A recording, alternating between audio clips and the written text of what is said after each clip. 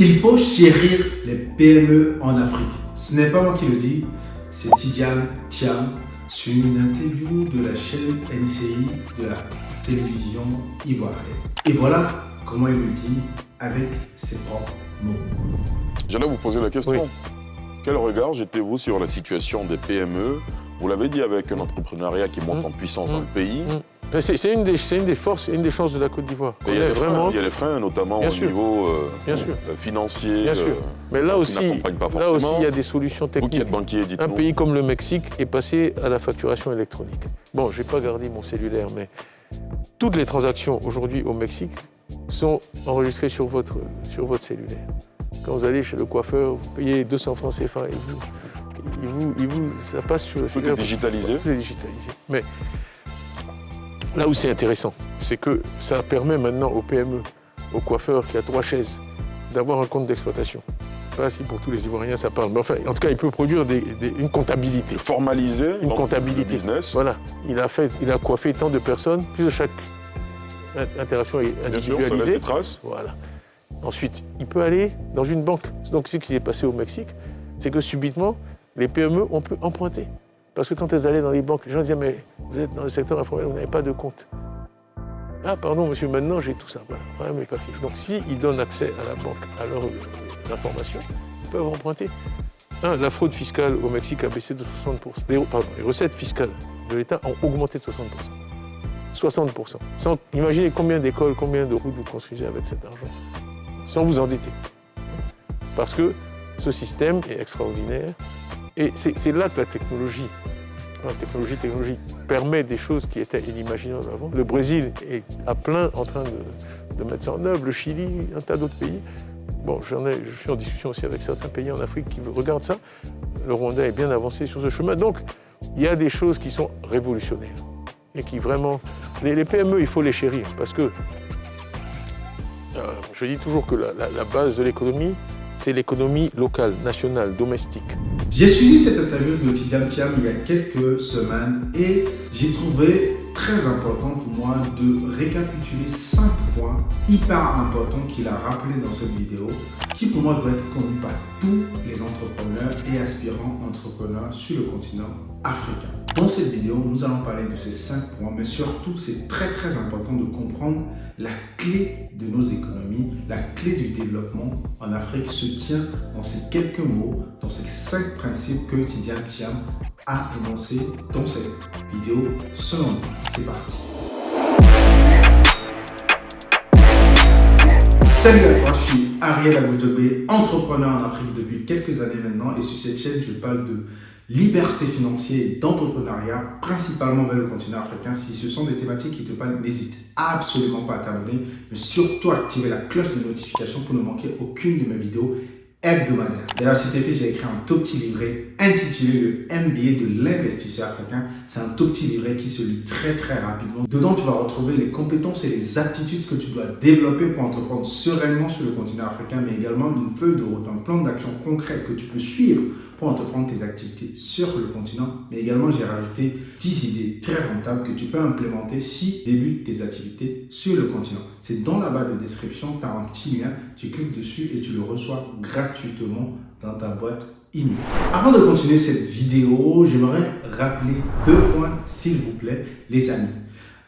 Je suis en train de travailler pour que les prochaines semaines, les prochains mois à venir, on puisse publier régulièrement du contenu sur ma page. On a fait 1 an de bilan sur ma chaîne YouTube. On a plus de 3000 abonnés et j'aimerais continuer l'aventure YouTube, partager mes expériences entrepreneuriales, partager mes connaissances, mais également interviewer les entrepreneurs, les différents entrepreneurs que je rencontre. YouTube a vraiment été une vraie expérience pour moi dans mon parcours d'entrepreneuriat. J'ai vraiment aimé échanger avec les nombreuses personnes qui sont restées derrière l'écran, qui m'ont écrit à travers les mails, à travers les commentaires. Donc, j'ai vraiment aimé cette expérience. J'aimerais la continuer, renouveler. Et ce que je vous inviterai à faire, c'est de vous abonner massivement. Parce que oui, YouTube me dit que la majorité des personnes qui me suivent ne sont pas abonnées à ma chaîne. C'est gratuit, les amis. Abonnez-vous. C'est gratuit. Moi, ça va m'aider, ça va m'encourager à me lancer davantage dans des activités, à raconter davantage de sujets sur lesquels je travaille en ce moment. Donc, je raconte mes échecs, je raconte mes investissements, je raconte mes enseignements. Des fois, il y a des gens qui me corrigent dans les commentaires par rapport à des sujets et on échange. Donc, c'est vraiment dans l'échange, je suis vraiment dans le partage de tout ce que je fais au quotidien en Afrique, dans tout le mindset que je gagne moi-même et que j'apprends auprès d'autres entrepreneurs. Cette chaîne, c'est pour vraiment aider le maximum de débutants à se lancer sereinement en Afrique parce qu'on commet beaucoup d'erreurs quand on se lance en Afrique, notamment côté agribusiness, agrobusiness, mindset d'entrepreneur. C'est vraiment tout cela que je partage sur ma chaîne, la liberté financière qui est très très important pour notre communauté. La deuxième chose, c'est ce que je disais un peu déjà, c'est que dans les commentaires, vous partagez le maximum de sujets sur lesquels vous voulez que j'apporte mon savoir-faire, mon savoir sur ces sujets-là. Vous voulez que j'aborde un certain nombre de sujets, partagez-les moi dans les commentaires, envoyez-moi des messages là-dessus, dans n'importe quelle vidéo que vous voyez, partagez dans les commentaires les éléments que vous voulez que j'aborde, ça va m'aider à construire derrière les vidéos. Peut-être vous allez poser une question, ça va devenir une vidéo, la vidéo de la semaine prochaine. Donc on se retrouve toutes les semaines, entre le mercredi et le jeudi, il y aura une vidéo sur la chaîne sur une thématique précise. On va soit analyser un extrait comme aujourd'hui, soit parler d'un sujet précis, soit dérouler une méthode précise pour faire quoi que ce soit. Donc, partagez-moi dans les commentaires des questionnements, des choses que vous voulez bien que j'aborde. Je les aborderai. Et si je ne les ai pas encore abordés, sachez que c'est dans le pipe et que ça arrive. C'est juste que je suis en train de préparer mes vidéos pour que ça arrive, pour que je puisse tenir la cadence jusqu'à la fin de l'année prochaine. C'est l'idée. En tout cas, on va publier toutes les semaines et après, on verra si on augmente la cadence ou pas. On verra tout cela et ce sera à vous de construire. Donc, abonnez-vous et activez la notification. Tous les jeudis et tous les mercredis, on va parler de nos vidéos, on va parler de différents sujets concernant l'Afrique, concernant l'entrepreneuriat, concernant les finances personnelles. Alors, la première notion que Tidiane Thiam aborde dans cette vidéo qui m'intéresse énormément, c'est qu'elle dit qu'il faut chérir les PME. Si vous connaissez un peu Tidiane Thiam, c'est quelqu'un qui parle beaucoup des PME, de l'entrepreneuriat en Afrique et qui parle de l'importance de nos économies, de comment on va structurer nos économies. C'est un grand patron qui a fait le tour du monde, qui a été grand patron un peu partout. C'est un homme qui a vraiment la tête bien faite et qui a dirigé de très très grandes entreprises. Vous pouvez faire des recherches dessus. D'ailleurs, qui est africain francophone qui ne connaît pas Tidiane Thiam? Vraiment les amis, faites vraiment vos devoirs. Si vous ne le connaissez pas, c'est un peu chaud. Allez le chercher. Donc, en tout cas, sur cette télévision ivoirienne, il revient sur un sujet qui est très important. Chérir les PME. Oui, il faut chérir les PME en Afrique. J'ai déjà fait une vidéo là-dessus récemment, j'en ai parlé. Une vidéo où je disais que tout le monde dit qu'il faut des Dangote en Afrique. Je vais vous mettre la vidéo dans la barre de description. Tout le monde veut des Dangote en Afrique, mais pour devenir Dangote, il faut quand même construire des PME. En fait, c'est des petites entreprises qui deviennent des grandes entreprises. Et ça, c'est très important. Pour le tissu économique, c'est très important. Si vous regardez dans des autres économies, en France, en Allemagne, 80% du tissu économique est composé de TPE et de PME. Donc, des entreprises qui ont de 0 à 10 employés à des entreprises qui ont de 0 à 250 employés. C'est ça qui compose 80% du tissu. Donc, en fait, tout le monde veut devenir des grosses entreprises, mais en fait, le tissu est là. Et de vous à moi, c'est beaucoup plus atteignable d'avoir une entreprise de 0 à 10 que d'une entreprise de 250 personnes, 300 personnes, qu'une entreprise à 3 000, 30 000, 100 000 personnes. Donc, en fait, il faut aussi voir des choses. Tout le monde ne va pas devenir des Dangote, tout le monde ne pourra pas devenir des Bill Gates, mais tout le monde est capable de créer une entreprise qui va embaucher 1, 2, 3, 4, 5, 6, 7, 9, 10 personnes, 20 personnes, 30 personnes. Ça, c'est possible. 100 personnes, ça, c'est possible. Ça, c'est vraiment atteignable pour n'importe qui. Entreprendre, c'est pas ce qui est le plus difficile. Entreprendre, il vous faut juste un petit capital, une idée, un besoin, et vous créez une entreprise. Vraiment sur le long terme que c'est beaucoup plus complexe. Donc vraiment, il faut chérir les PME en Afrique. Cette notion-là, pour moi, elle est fondamentale. Il faut vraiment qu'on le comprenne. Il faut chérir les PME. Et j'invite vraiment les entrepreneurs à chercher à créer des PME, à résoudre des problèmes locaux. Il le dit dans cette vidéo en plus, il dit pour lui l'économie vraiment, ça se base sur l'économie locale. Une vraie économie, c'est l'économie locale. C'est vraiment les gens qui sont en train de bâtir l'économie, c'est eux qui composent l'économie. C'est très important. La deuxième notion qu'il aborde, qui pour moi est déjà très importante, qui est un peu en lien avec ce que je viens de dire, c'est il dit en Afrique on veut des grandes entreprises, mais toutes les grandes entreprises ont d'abord été des petites entreprises. Vous imaginez? Tout le monde veut construire des grosses entreprises et on pense qu'on va lever des gros fonds et du jour au lendemain on devient une grande entreprise. Non, ce sont des petites entreprises qui deviennent des grandes entreprises. Et il parle même des entreprises américaines aujourd'hui qui sont au plus haut niveau. Et il dit 6 d'entre elles ont été créées il y a moins de 50 ans. C'est incroyable, non? Que des grosses entreprises de ce monde aujourd'hui ont été créées il y a moins de 50 ans. Donc c'est vraiment une génération pour créer une entreprise qui domine tout le monde.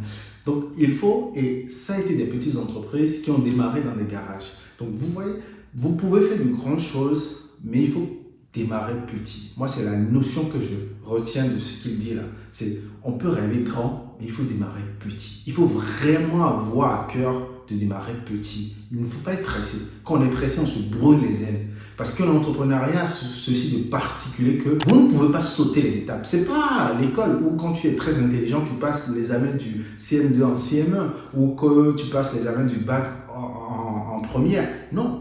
L'entrepreneuriat, tu ne sautes pas les étapes. Quand tu les sautes, elles te rattrapent et ça fait plus mal.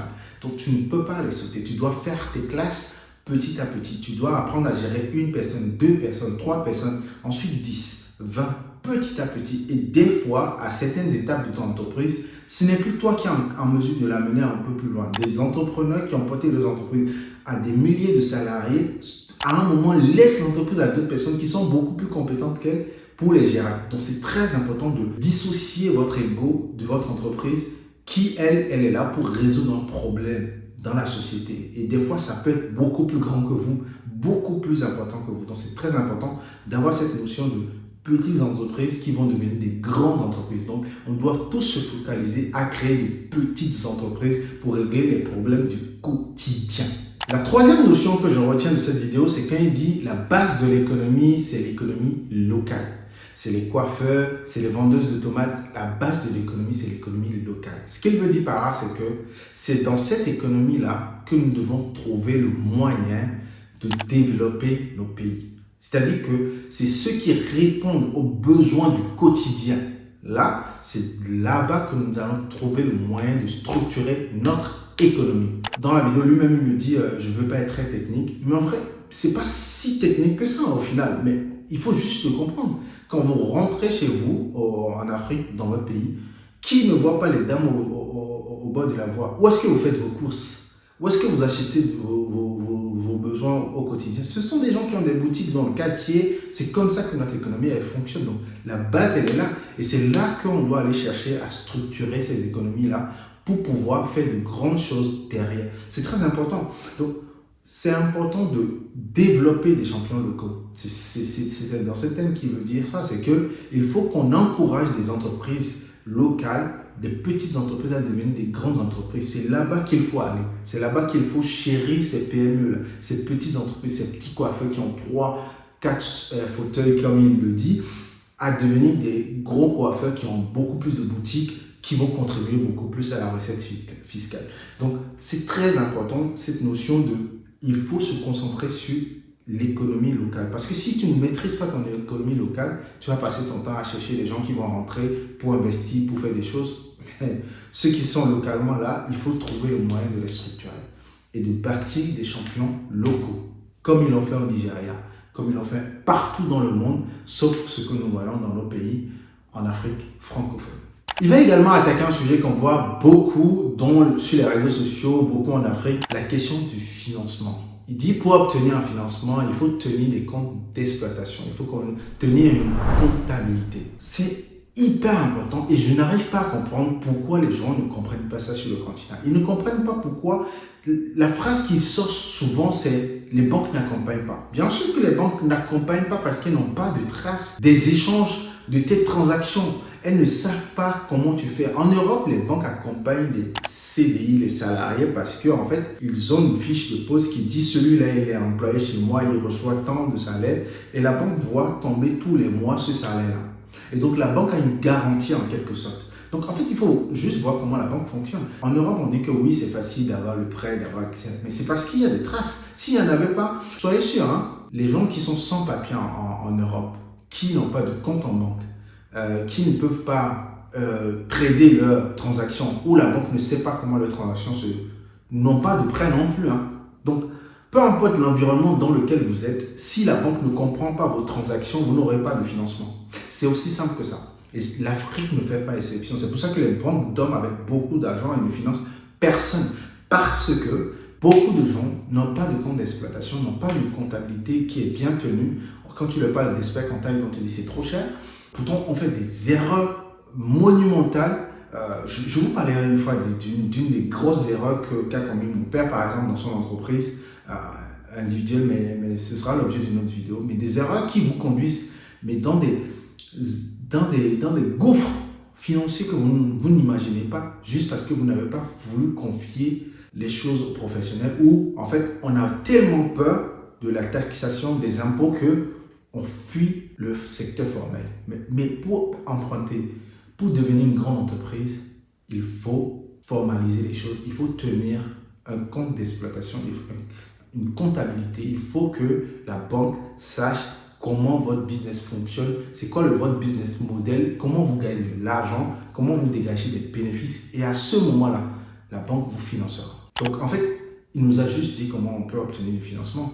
Une entreprise, jeune entreprise qui crée son entreprise aujourd'hui, qui commence à mettre ses comptes d'équerre, qui commence à recevoir des transactions, fait des dépôts régulièrement, va forcément un jour voir son banquier et dire bon, écoute, mon projet est à cette taille-là, comment je fais maintenant pour lever? La banque va dire, le banquier va vous dire ce qu'il faut faire. Ah là, c'est bon, je vois que vous avez des transactions, tout se passe correctement, on peut vous prêter tel montant. Et petit à petit, crescendo, vous allez... Le problème, c'est que vous arrivez sans rien, sans garantie, et vous voulez demander des millions à la banque. C'est compliqué, c'est complexe. Et là, Tidiane Thiam nous donne une vraie leçon sur comment obtenir un financement. Il le dit comme ça dans cette phrase-là, mais en vrai, c'est comment obtenir un financement qu'il dit. Comment tu fais pour obtenir un financement quand tu as une PME? Tu tiens une comptabilité claire que la banque comprend. La cinquième notion qui est très importante, qui découle de tout ce qu'on a expliqué dans cette vidéo, pour moi, c'est il donne un exemple de comment le Mexique a augmenté ses recettes fiscales de 60%. Parce qu'ils ont comptabilisé toutes les transactions des petites PME, ont utilisé la technologie pour comptabiliser toutes les transactions. Et du coup, ils ont augmenté les recettes fiscales. Comment ça se passe? Aujourd'hui, on est composé beaucoup de secteurs informels. Quand tout ce secteur-là rentre, se formalise et commence à payer des impôts, commence à payer des taxes, en fait, l'État se retrouve avec beaucoup d'argent et dépend moins des dettes. C'est aussi simple que ça. Hein. Donc, en fait, l'effort de l'État doit être comment faire pour formaliser toute mon économie qui se retrouve dans le secteur informel. Et pour faire ça, ce n'est pas en augmentant les impôts des entreprises qui existent. Parce qu'elles ne peuvent pas, à elles seules, contribuer à la recette fiscale. C'est compliqué. En fait, si on met trop de poids sur les grandes entreprises qui existent, ce n'est plus intéressant pour elles de faire du business dans le pays. Donc, ce qu'il faut faire, c'est trouver tous les moyens de ramener tout ce qui est dans le secteur informel dans le secteur formel. Et pour cela, il faut faire des facilités. Et c'est là qu'il dit que la technologie peut jouer un rôle. Parce qu'aujourd'hui, on a le mobile money, on a les téléphones. Et je pense qu'on peut s'appuyer là-dessus pour pouvoir avoir des comptes bancaires des différents secteurs là où toutes les transactions sont tracées par le téléphone, toutes les transactions vont dans un compte. Et on commence à aussi former les dirigeants d'entreprises, de TPE, de PME à la gestion de leurs comptes, à la gestion de leurs finances pour dire ça, ce sont tes résultats, ça, ce sont tes bénéfices, ça, ce sont des sous que tu peux investir. Donc, voilà comment tenir ton compte. Donc, on peut faire une sorte d'accompagnement au changement dans nos pays. On peut accompagner les petites entreprises, former les différents entrepreneurs qui existent déjà, qui font dans le day-to-day, qui font déjà des choses dans le quotidien, les accompagner, les formaliser, faire une campagne d'ouverture de compte gratuit par exemple. Ouverture de compte gratuit pour tout le monde, sans frais pendant 1 an, ouverture de compte gratuit de société sans frais pendant 1 an, financé par l'État, mettre vos sous là-dedans et dire aux sociétés, si pendant 2 ans vous tenez vos comptes, on va pouvoir vous accompagner, vous offrir des financements. Des gens vont de plus en plus se formaliser. En fait, il faut encourager les gens à sortir de l'informel au formel. Parce qu'en vrai, ils ont peur. Mais par ignorance, ce n'est pas parce que c'est beaucoup plus cher. Les gens pensent que c'est beaucoup plus cher, mais c'est souvent par ignorance. Ils ont peur de ce secteur-là, ils ont peur d'être traqués, ils ont peur de devenir des gens chez qui on va prendre tous leurs sous. Donc, il faut les rassurer, il faut les amener à passer au formel. Donc, c'est très, très important de comprendre ces 5 notions qu'il a rappelées dans cet extrait-là sur la chaîne ivoirienne NC. Voilà ce que je voulais partager avec toi dans cette vidéo. Dis-moi ce que tu en penses dans les commentaires. Ça me fera énormément plaisir. Et si d'autres ont d'autres visions de comment on peut faire les choses en Afrique, n'hésitez pas à les partager dans les commentaires. Je suis preneur et retrouvons-nous dans la barre de commentaires. Sinon, allez télécharger le MBA de l'investisseur africain qui se trouve aussi dans la barre de description. Et on se retrouve à très bientôt dans la prochaine vidéo. Ciao, ciao.